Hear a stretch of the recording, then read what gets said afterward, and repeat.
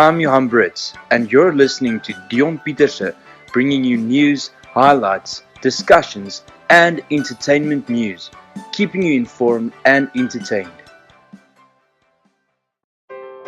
Okay, so my name is Siamtanda Mtati.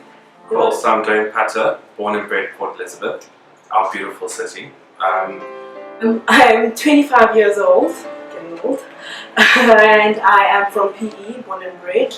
Went to high school in East London, but I'm back. So I work for the Mantis Collection in the food and beverage department. We work our asses off, not yet. I enjoy my job. I actually live for my job. Yes, and I've just taken over a sushi bar in Warmer. And yeah, so it's a new challenge, new venture. And that's the kind of person I am. I'm always up for a new challenge. Back in PE again. I am a first year accounting student at UNISA, accounting sciences. But first and foremost, proud black South African. Would you say you're a positive person? I'm a very positive person. Tell me, how do you deal with negative people or negativity in general? Block it or block them. It's not entirely easy because families can be negative at times. Friends can be negative at times, your colleagues can be negative at times, and those are the people that you have to deal with on a daily. If I had to ask you the question, how difficult is it to stay positive? What made you take that leap in terms of saying, I'm going to start this business? What made you do that? So I think personally this week that's gone by has been the most challenging week in my career journey. What keeps me positive, what keeps me motivated is what I want as my end result. What do I want at the end? What is the end of this journey that I'm traveling?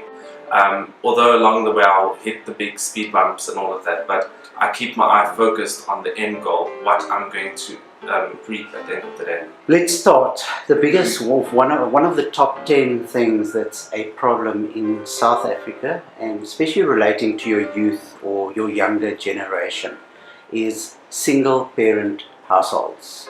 How difficult would you say is it for a single parent to raise a children, or even as a child having a single parent? Now at this very moment, I actually feel like a single parent because after losing my mother last year, I've actually had to look after my two younger brothers, 14 and 6-year-old. It is difficult.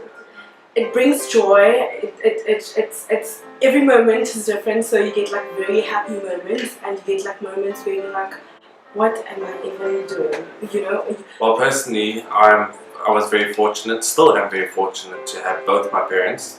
So I was brought up in a household where both my parents were present, and to an extent where both my parents' parents were present. So it's been, for me personally, it's been a journey where I had those two sets of parents throughout my whole life. To me, it's what you make of parentinghood. So I would say if you're a single parent, you can look at the positives or the negatives of it. Do you think it's more difficult to cross the color line with regards to living in a African community or a black community or a colored community or white community? I can comment on that. I think I'm very fortunate because I'm a person of color. So to me, a whole would be incomplete if there's a color missing. So I feel that, speaking out of what I've seen, what I've experienced, because obviously I've got inside the Warmer Township, I've got a charity that I run over there, and I must say that in our black communities, that's where the people come together. That's where, if you lose a parent, that's when your neighbor, your person that just lives down the road, pulls in and actually stand together now. Whereas in the white community, if I had to lose a parent, oh shame, pity him at the funeral, and life goes on immediately after that. So definitely there's a vast difference between the two color groups. Yeah. Well, definitely, I totally agree with you, Deon, because it's actually quite sad that in the black community it's become a normality that the dads are very absent. Yeah. And most of the households are just one single-minded, and it's just the mothers Definitely. raising the children. It's become normal. Yeah. Like, we don't get surprised. It's not shocking Exactly. for us anymore. And it's very right. There's a saying they say that it takes a village to raise a child. Yeah. Let's talk about what they call early maturity. We have, or kids are born, it's tough out there, people are batting financially. You don't have the luxuries that you used to have, or the easier life, which it was. Now all of a sudden, I'm born, I'm 10, 12 years old, I've got to look after my siblings, I've got to immediately start being more mature, helping out, washing dishes, there's no playtime. So how would you say it's affecting today's youth or the younger generation with regards to having to grow up before they need to? Ask me all about it and I'll tell you, because I have experienced it firsthand. So, like I said, I did grow up in a household where both the mother and the father was present, but I still had to co-parent my two brothers that came after me. Even though they were both still there, I still had to co-parent. I don't know if it happens just in the black community or it's just everywhere. So I've had to grow up at a very young age, because I remember in grade 11 I had to start looking for my first job, because there was a time when my parents were both unemployed. I had to find a job, work and support the whole family, the mother, the father and the two brothers. Do you ever think, why me?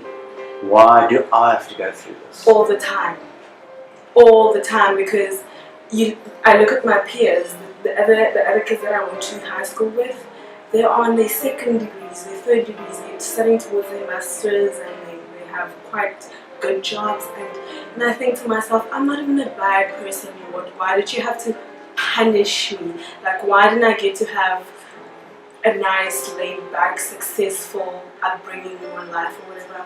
I ask myself all the time. Actually, it's a quite sensitive subject for me, because spiritually, I get mad at God at times. I get upset with Him, and it's difficult for me to even say a prayer, because apparently you are supposed to thank God even in the baddest of times, in the baddest situations. But like, when I look back at my life and I'm saying, and I feel like there's nothing to be thankful for, because at a very young age, like I said, I had to be a grown-up person.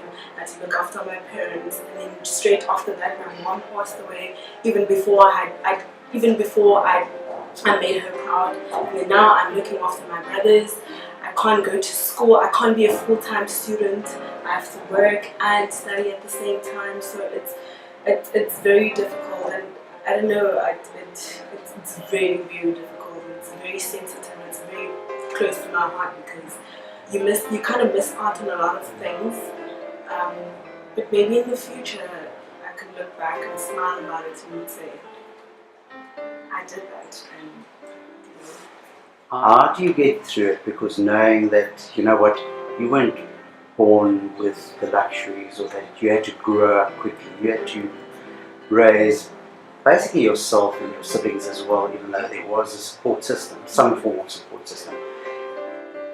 Do you break down and you say, I don't want to go on, this is not for me? And when you do, how do you get over that? it happens all the time. You get quite a lot of breakdowns, and I'm the person who I can't share how I'm feeling. So you experience everything all alone. You understand? And these children that I'm raising are quite younger than me, so I don't want them to see me when I'm breaking down, because I want them to look at me and say, thank you, we are proud of you, and so on. So I feel like when they see me breaking down, and everybody else, when they see me breaking down, they think that I failed. You know? So it's you don't get over it. Maybe in the future, one day I'll look back and say, I did that, and I'm quite proud of myself. But it's quite, you judge yourself. You know, it's quite difficult. But do you find yourself wearing a mask in different scenarios, like when you go to work, this is a persona you put on because it's expected of you. When you go home, there's another face you put on. When you go, wherever you go, there's a face. Even when you're alone, do you get a chance to take that mask off and just be you and what you dream of? All the time. I wear my mask everywhere I go, even if it's at school or at work or when I'm with my brothers, like I said, because I can't break down when my brothers are there.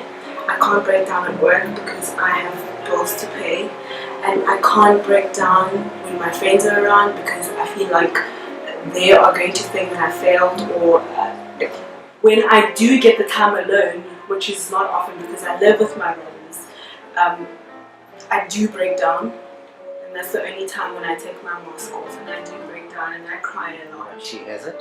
You've got your own problems. You've got different problems. You wear a mask on a daily basis because you have clients. You yourself, you have family. It's a mask you wear. Tell me about your struggles. Why is it difficult? Why is it difficult out there to actually be yourself at the end of the day and just put a mask on because it's easier to conform to society's demands than be yourself?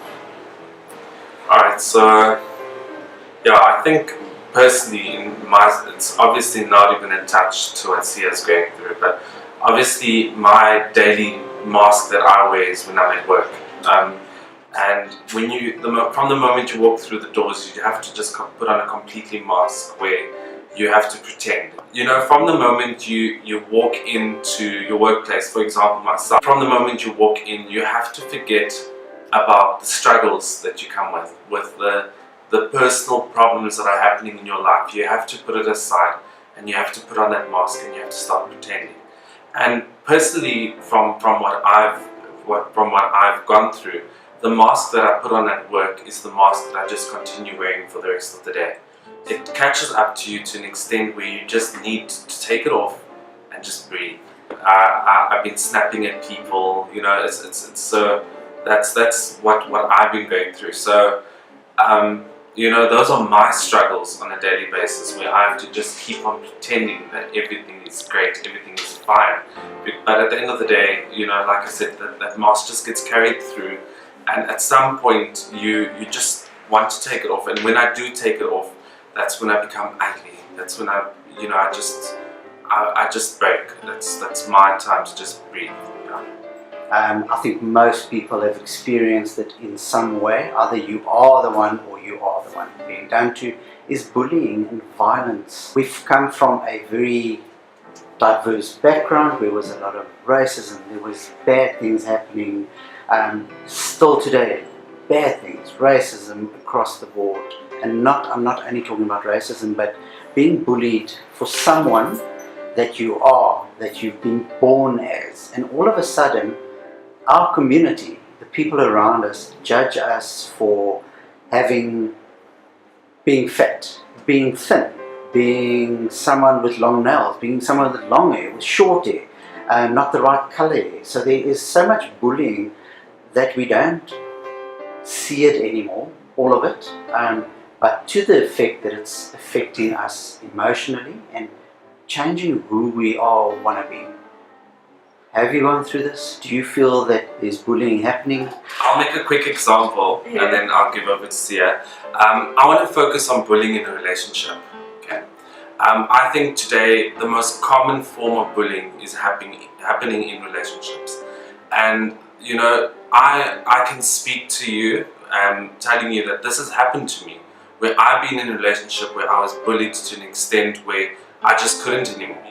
And dear Sia over here, when I was working with her, she was my shoulders during my bully period. So obviously bullying will leave a scar, but it's how you're going to treat it. So I've recovered from it. I've decided that, you know, it's what I've made of it. And at the end of the day, I walked away as a stronger person. I've learned from it. I've grown from it.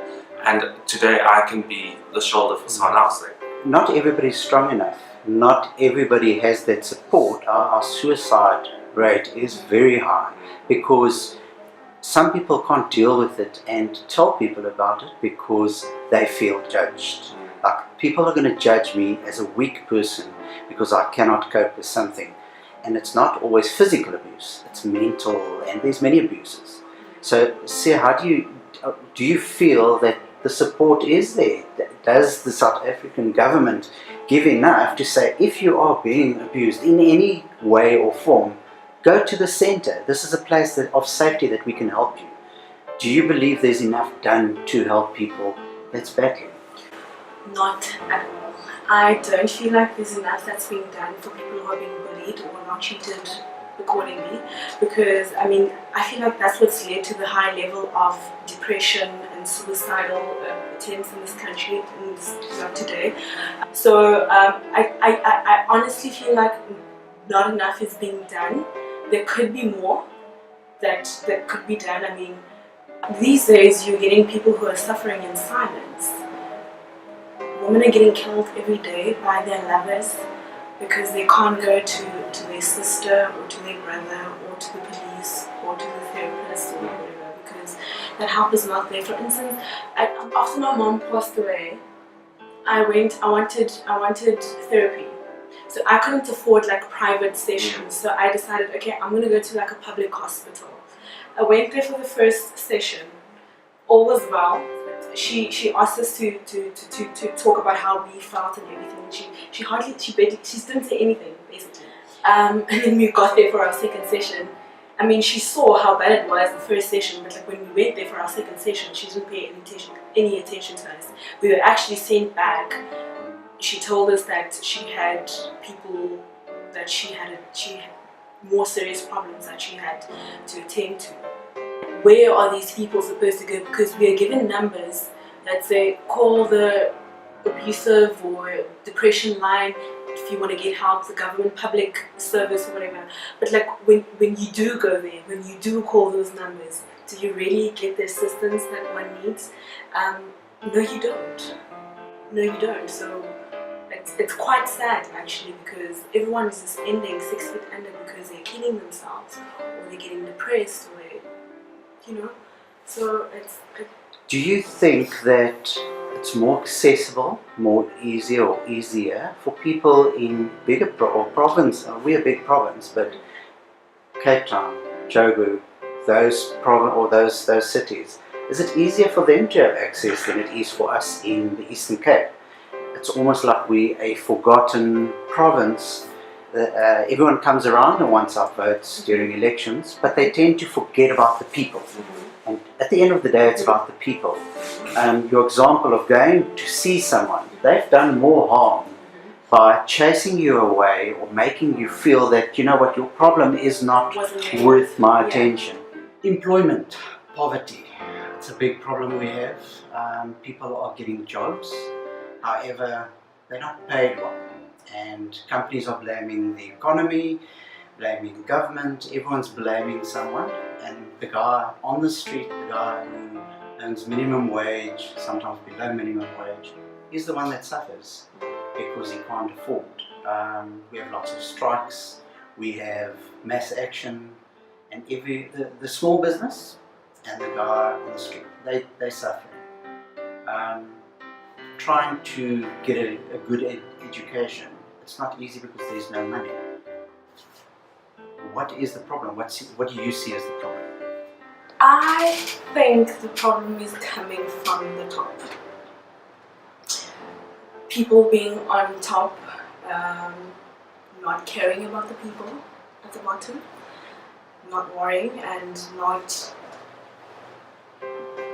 giving them whatever it is that they need just to get by on a daily basis. They need promise us heaven on earth when it's time for voting and elections and all of that, and then as soon as they've won or as soon as they've done whatever it is they wanted to achieve, they forget about us. So those are the people that are to be blamed. Those are the people that are very selfish, because I feel like unemployment leads to poverty and it leads to crime. Most of the people in power don't care. They're there to line their pockets. It's a statement, but I think it's a true statement. What does that mean for small business, which you've just started? It's not an easy thing. Do you feel that there's not enough support for small businesses that could create employment to grow? Do you think it's trumped up or eaten up by all these big businesses that just want to come in, rape our province and run? So, touching on unemployment at first, I look at it at this big picture. So, firstly, what opportunities are created for the economy that can create the job for the people?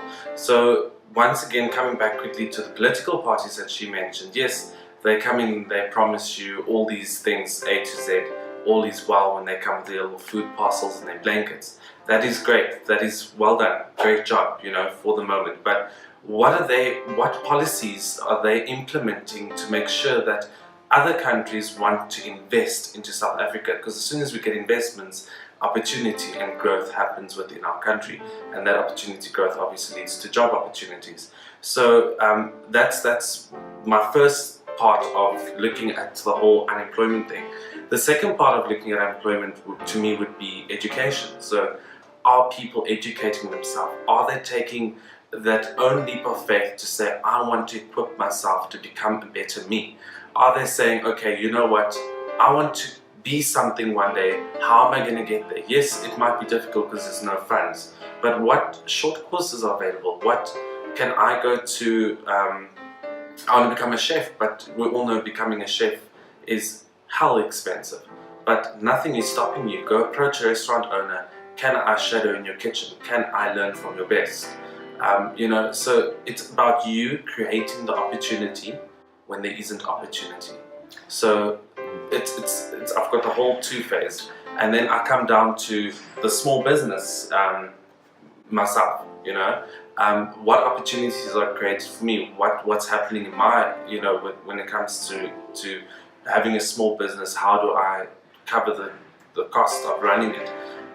Basically, breaking it down, is that at the end of the day, I need to look at what am I going to do to steal those big guns from people, because yes, they might come in and rape us, but hey, I need to take opportunity of while they're here, try and grab off opportunity as well. And yes, they leave after they've got what they've achieved or wanted, but it's for us to keep that momentum, to grow on what they've left behind, to keep trying and be positive about it once again.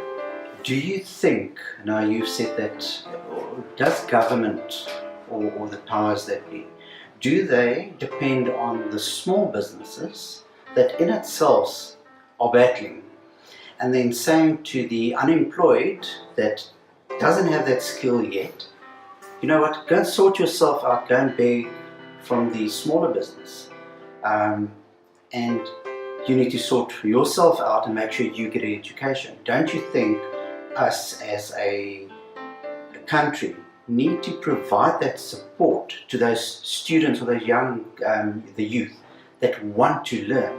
Because we're throwing them to the wolves and saying, you go out and you go find yourself education, you go find yourself a job somewhere, and at the end of the day, what's happening?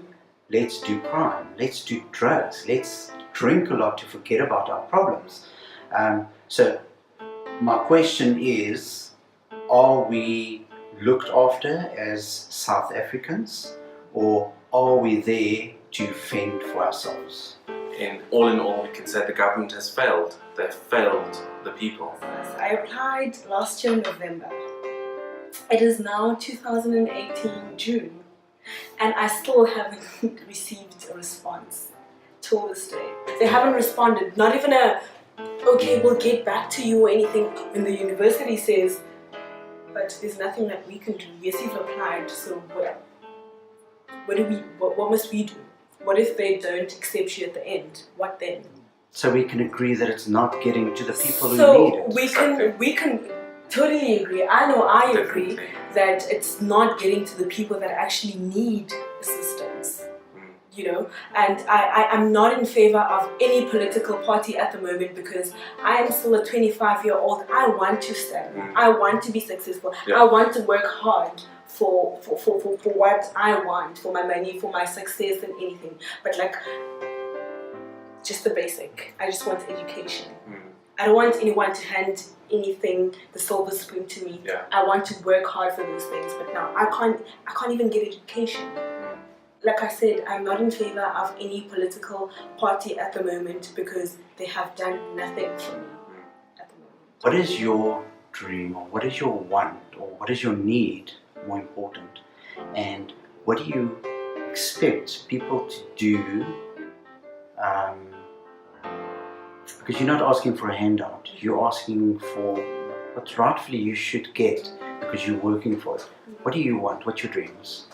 Can I just get my degree already? What I really dream, what I really aspire is that one day I'll be very successful, a successful business owner. Thank you very much for your time. I know it's not easy, but let's hope the right people see this. Yes. The right people take note, even if they can help one person. Yeah. We've helped somebody at the end of the day, but we believe that someone's looking out for us somewhere at some point, and keep strong. We need young people that's got good work ethics, that's willing to work. And we all have problems, and the fact that you have to hide it is not nice, but let's hope that gets fixed, because I believe both of you, otherwise you wouldn't be sitting here, have got a strong opinion, and I believe can make a difference somewhere.